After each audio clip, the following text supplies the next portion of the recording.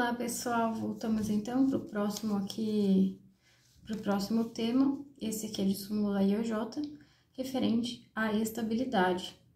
Nós vamos começar com a súmula 98.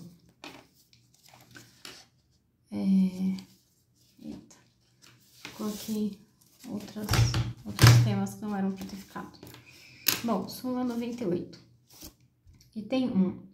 A equivalência entre o regime de FGTS e da estabilidade prevista na CLT é meramente jurídica e não econômica, sendo indevidos valores a título de reposição de diferenças. 2.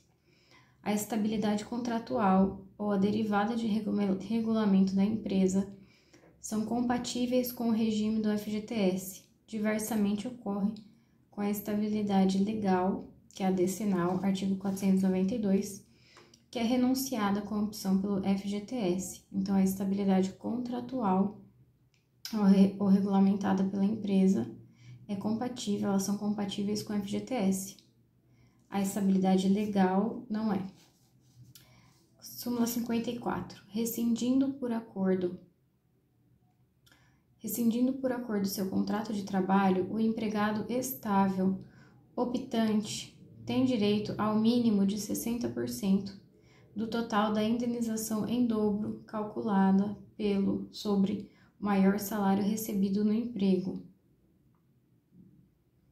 Se houver recebido menos do que esse total, qualquer que tenha sido a forma de transação, assegura-se-lhe a complementação até aquele limite. Súmula 28. No caso de se converter a reintegração em indenização dobrada, o direito aos salários é assegurado até a data da primeira decisão que determinou essa conversão. Súmula 244. Tem 3 itens. Primeiro, o desconhecimento do estado gravídico pelo empregador não afasta o direito ao pagamento da indenização decorrente da estabilidade. Então, desconhecimento do estado gravídico não afasta a indenização. 2. A garantia de emprego à gestante só autoriza a reintegração se esta se der durante o período de estabilidade. Do contrário, a garantia restringe-se aos salários e demais direitos correspondentes ao período de estabilidade. 3. A empregada gestante tem direito à estabilidade provisória, prevista no artigo 10, inciso 2, a linha B do ADCT, mesmo na hipótese de admissão mediante contrato por tempo determinado. Mesmo na hipótese de admissão mediante contrato por tempo determinado, tem também.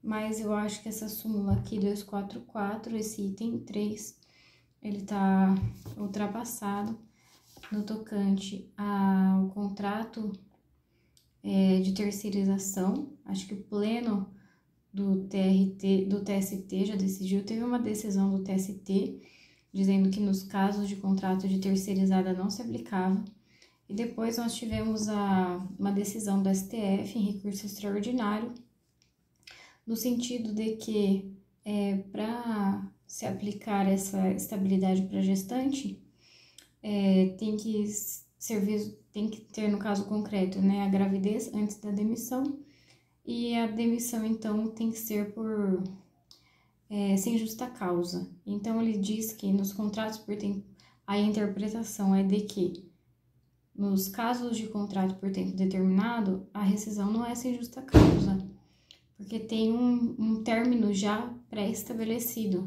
Então, não seria uma hipótese de dispensa sem justa causa. Então, agora existe essa discussão na doutrina e na jurisprudência acerca da aplicabilidade, então, por exemplo, nos casos de contrato de experiência e demais. Vamos ver o que mais aqui. Nós temos agora a súmula 339, que trata da CIPA. Item 1. O suplente da CIPA goza da garantia de emprego prevista no artigo 10, item 2, a linha A do ADCT, a partir da promulgação da CF. Item 2. A estabilidade provisória do cipeiro não constitui vantagem pessoal, mas garantia para as atividades dos membros da CIPA, que somente tem razão de ser quando em atividade a empresa. Extinto o estabelecimento, não se verifica a despedida arbitrária, sendo impossível a reintegração e indevida a indenização do período estabilitário. A estabilidade provisória não constitui vantagem pessoal. É uma garantia para a atividade do membro da CIPA. Ela somente tem razão de ser quando a empresa está em atividade. Então, se extinto o estabelecimento, não se verifica a despedida arbitrária. É impossível a reintegração e é indevida a indenização. Súmula 378, acidente do trabalho. É constitucional o artigo 118 da Lei 8.213, que assegura o direito à estabilidade provisória por período de 12 meses após a cessação do auxílio-doença ao empregado acidentado. São pressupostos para a concessão da estabilidade o afastamento superior a 15 dias e a consequente percepção do auxílio-doença acidentário, salvo se constatada após a despedida doença profissional que guarde relação de causalidade com a execução do contrato de emprego. Então, peraí. Me perdi. Vou ler de novo. Item 1. É constitucional, 118, que assegura a estabilidade por período de 12 meses após a cessação do auxílio-doença. Tudo bem. 2. São pressupostos para a concessão da estabilidade. Tem 2 itens aqui em regra, tá? Em regra, são pressupostos para a concessão de estabilidade o afastamento superior a 15 dias e a percepção do auxílio-doença acidentário, salvo se, então essa é a regra e agora a exceção. A exceção é se for constatada depois da despedida uma doença profissional que guarde relação de causalidade com a execução do contrato de emprego.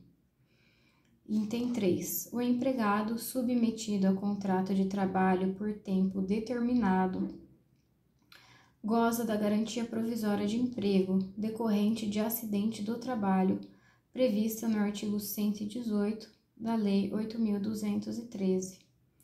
Então, o empregado submetido a contrato de trabalho por tempo determinado goza da garantia provisória de emprego decorrente do acidente de trabalho. Aí a súmula 379. O dirigente sindical somente pode ser dispensado por falta grave mediante inquérito judicial. Aí aqui tem artigo 494 e 543, parágrafo 3º da CLT. Próximo aqui trata da estabilidade do artigo 41 da CF, que é a súmula 390. Tem 2 itens. Primeiro, o servidor público seletista da administração direta, autárquica ou fundacional é beneficiário da estabilidade prevista no artigo 41. 2. Ao empregado de empresa pública ou de sociedade de economia mista, ainda que admitido mediante aprovação em concurso público, não é garantida a estabilidade do artigo 41. Então, para servidor seletista da administração direta, autárquica ou fundacional, tem estabilidade. Para a empresa pública e sociedade de economia mista, não é garantida essa estabilidade do artigo 41. O próximo aqui é a súmula 369, também costuma cair bastante. Ela tem aqui 4 itens. Item 1. é assegurada a estabilidade provisória ao empregado dirigente sindical, ainda que a comunicação do registro da candidatura ou da eleição e da posse seja realizada fora do prazo previsto no artigo 543, parágrafo 5º da CLT, desde que a ciência ao empregador, por qualquer meio, ocorra na vigência do contrato de trabalho. Item 2. O artigo 522 da CLT foi recepcionado pela Constituição Federal. Fica limitada, assim, a estabilidade a que alude o artigo 543, parágrafo 3º da CLT, a 7 dirigentes sindicais e a igual número de suplentes. 3. O empregado de categoria diferenciada, eleito dirigente sindical, só goza de estabilidade se exercer na empresa atividade pertinente à categoria profissional do sindicato para o qual foi eleito dirigente. 4. Havendo extinção da atividade empresarial no âmbito da base territorial do sindicato, não há razão para subsistir a estabilidade. 5. O registro da candidatura do empregado a cargo de dirigente sindical durante período de aviso prévio, ainda que indenizado, não lhe assegura a estabilidade, visto que inaplicável a regra do parágrafo 3º do artigo 543. Então, registro da candidatura a cargo de dirigente sindical durante aviso prévio, ainda que indenizado, não lhe assegura a estabilidade. E agora nós vamos ver algumas OJs da SBDI 1.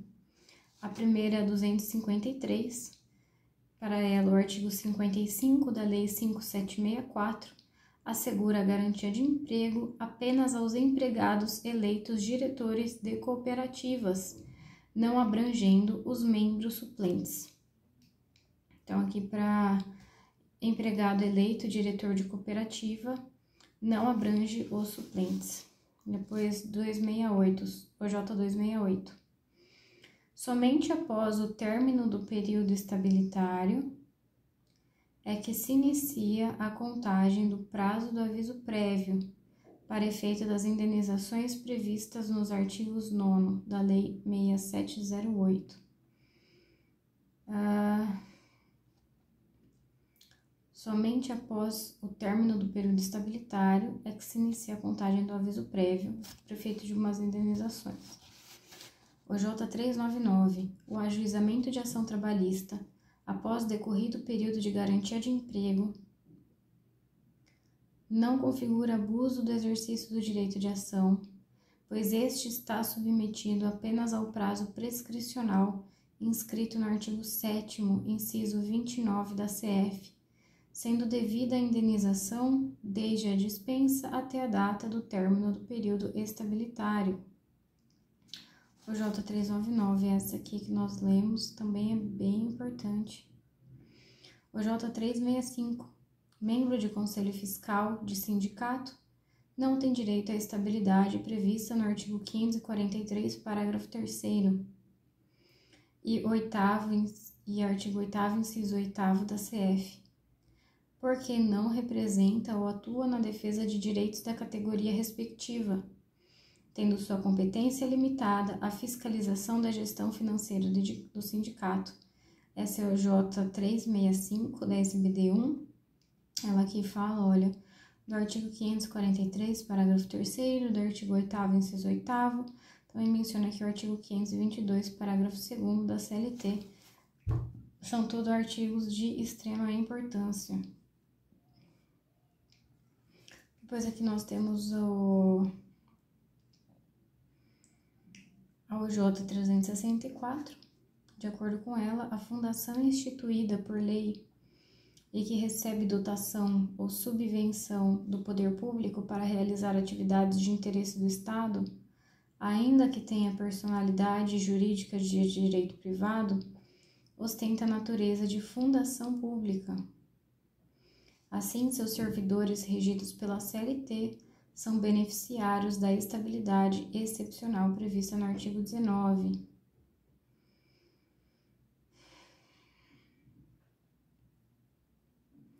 Então, uma fundação que recebe a subvenção do poder público, ela ela tem uma natureza de fundação pública, seus servidores são regidos pela CLT, mas, nesse caso, por ter essa naturalidade de fundação pública, seus servidores regidos pela CLT têm direito à estabilidade do artigo 19. E aqui a última OJ, que é a OJ 369, diz que o delegado sindical não tem estabilidade provisória. Essa estabilidade é dirigida exclusivamente àqueles que exerçam ou ocupem cargos de direção, submetidos a processo seletivo. Então, aqui o delegado não tem, de acordo com a OJ 369, e aqui também não tem, a gente tinha acabado de ver, né?